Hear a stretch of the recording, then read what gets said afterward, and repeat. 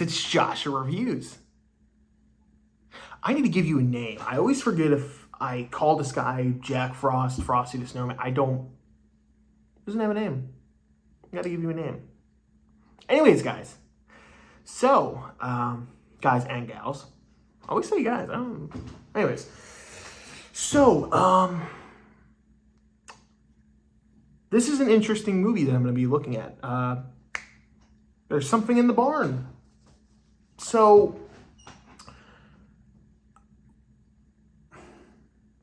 this was an oddball of a movie that I decided to check out. I heard about this movie's release in 2023. I heard about it. I was like, no, I'm not going to watch that. And I was going to review it last year. I didn't do it, and I was like, okay, I'm going to review it next year. Cut to now, I was like, all right, I'll watch it. And I'm going to be honest, I had no real desire to watch this. I was like, this looks stupid. It looks really stupid, but you know what? I have been tricked. I have been... What's the term I'm looking for? I've been surprised. Let's put it that way. I have been surprised with certain movies.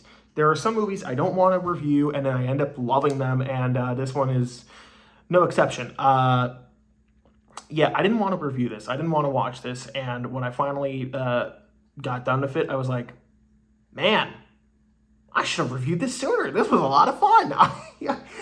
I actually really enjoyed this movie. So the story for this one's very interesting. It reminded me a lot of an episode from The Haunting Hour, the R.L. Stine show, if you guys remember that show. Not the movie, which I reviewed in October, but the show, Haunting Hour. It's about a family who moves to Norway. They move to this remote Norwegian estate, and they are like, hey, we want to meet some of the Norwegians in the area, and they get introduced to this guy who has this like museum exhibit or whatever, and he tells a little kid, I think the kid's name is it Lucas? I don't know.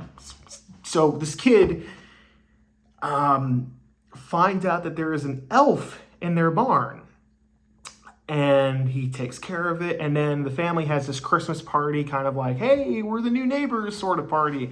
It's very awkward, and no one's really making friends with each other. And then come Christmas Eve, they're on the kid and the elf are on pretty bad terms, and he is told by the guy who runs the museum to make a porridge, and the dad eats it because the dinner they have was really bad, and that pisses off the elf.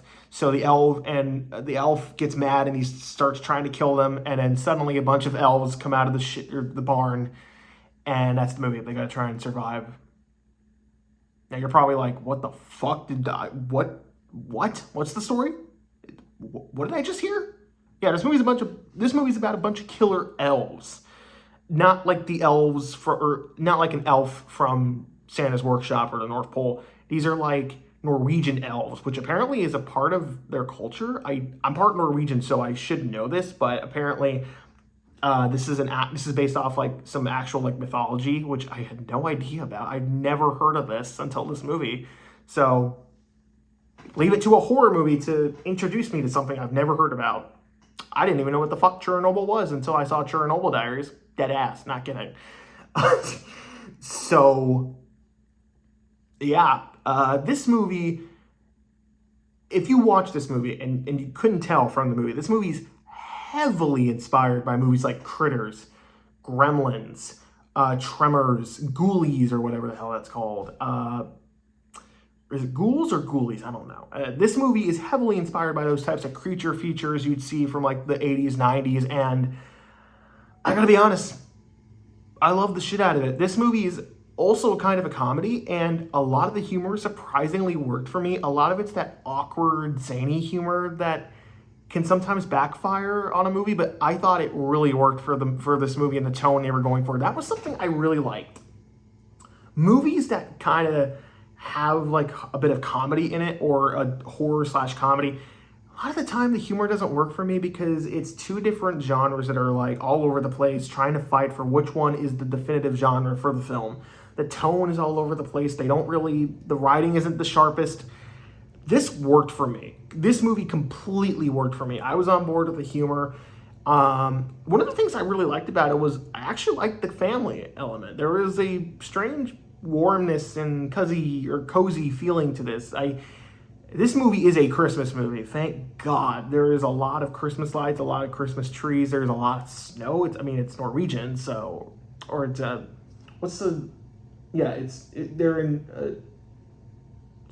Norway, right? Norway. I'm not. Forgive me, any Norwegian viewers watching. So this movie took place in Norway, and I love the snow. And there's some fun humor where they're kind of making fun of Americans. Like the characters are like, "These elves are chasing us. We need to find a gun." And the Norwegians are like, "We don't have guns." And they're like, "What? You don't have guns?" And they're like, "No. Like, we're not like Americans who just shoot people in the head." And I was like, it's relevant.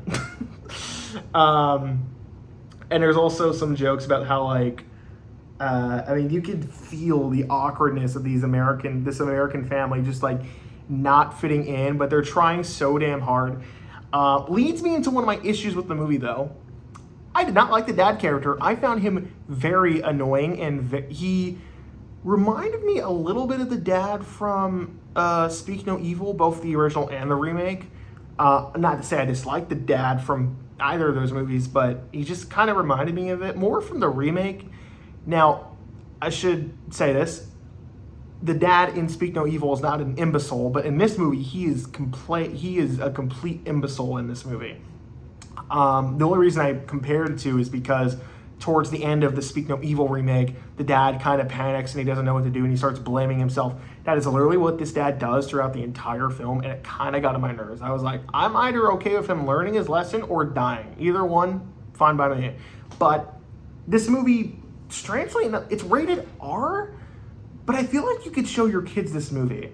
I know that sounds strange and kind of weird, but trust me, this movie was something my expectations for going into this movie were, okay, it's going to be kind of a dark comedy, kind of a horror movie. It's going to have graphic kills, maybe a little mean-spirited. No, this movie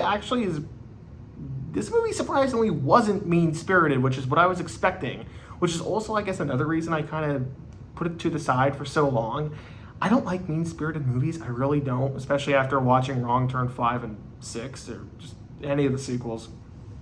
And I was surprised because this movie really reminded me of Gremlins and those other types of creature features you'd see from like the 80s and 90s, and I loved that. I loved that this was kind of a throwback, and I love the practical effects that were used in this movie. They used a lot of practical effects, and it kind of put a smile on my face. I was enjoying this. This was a lot of fun, and it was never boring. I was on board with it from the beginning.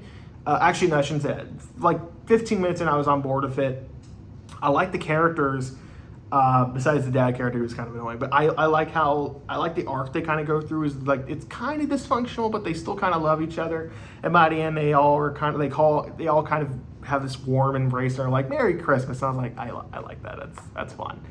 I also like the relationship that the main kid had with the elf that's in the barn. And I thought the resolution at the end was very sweet. It was very heartwarming for a horror comedy. Yeah, I didn't expect that. Honestly, this was a lot of fun. It was well shot. Loved the Christmas atmosphere. It was funny. It was fun. It was strangely funny. I had a lot of fun with the humor, and overall, I had fun with this movie. There were some unintentionally funny moments, but there's a lot of intentional funny moments that really got a laugh out of me. There's one part I love with an elf and a gun, and he's like, how does this work? And there's a line later on where it's like, because throughout the film, the family is trying to find a gun, and because they're in Norway, they don't have guns.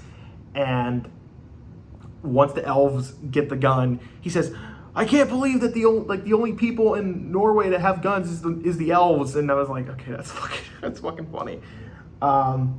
If you're looking for kills, there's some kills in here. There's some blood, but nothing too graphic. I mean, like I said, you could probably show a kid this. I mean, it's rated R, so there's some cursing in here. But honestly, this feels like if you change some things around, this easily could have been PG-13 or PG. This reminded me a lot.